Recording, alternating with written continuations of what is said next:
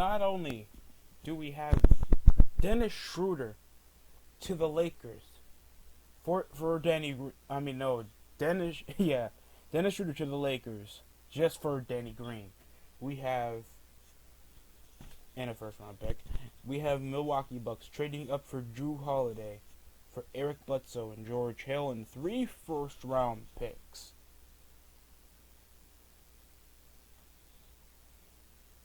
I mean, the only positive is just Jrue Holliday out of New Orleans.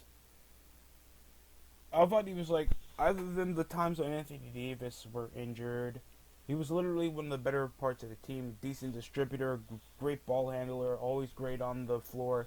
Can dish the ball out, decent in perimeter defense. So you have a good enough production over for Jrue Holliday over Eric Bledsoe. That's not a bad point guard per se. He's just not shown over in a better light with Giannis around, and when he gets out of the game, he's just there to either shoot, barely produce on the floor.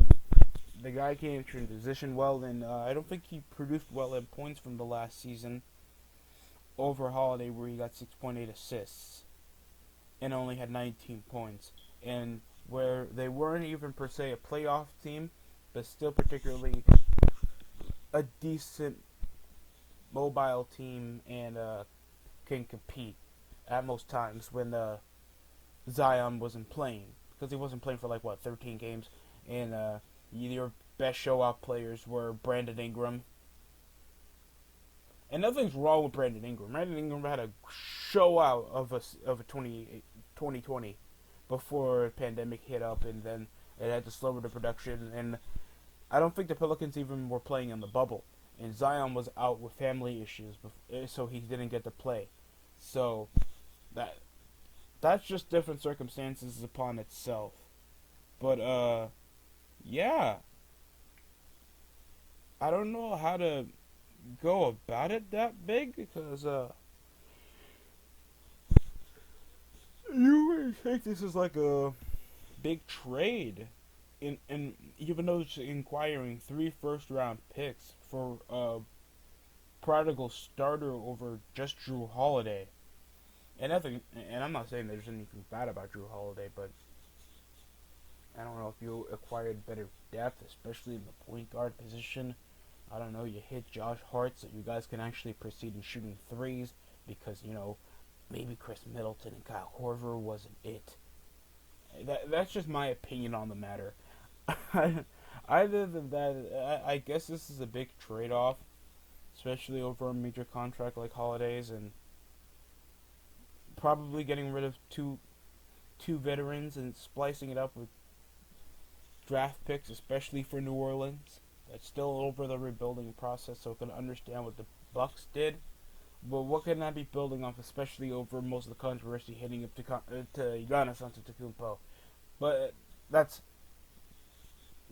either hit or nor there. But this is pretty crazy that we're finally getting some NBA news to actually report, other than just assumptions that Giannis is going to the Warriors. Giannis is going to the Warriors. LeBron is itching for that second ring in LA. Or just the same presumptuous little BS report videos that just pretend that I'm really that interested while there's nothing else to report in the NBA until we get up to the draft come later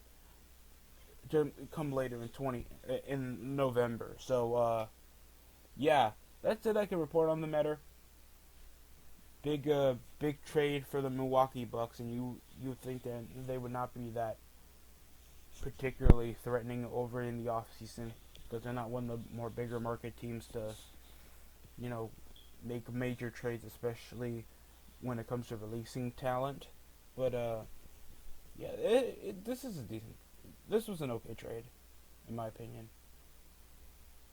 Not really, but anything to actually get the Bucks doing something, especially after another second round disrupt series. Yeah, you guys are a disappointment. But thanks for watching. That's it for me.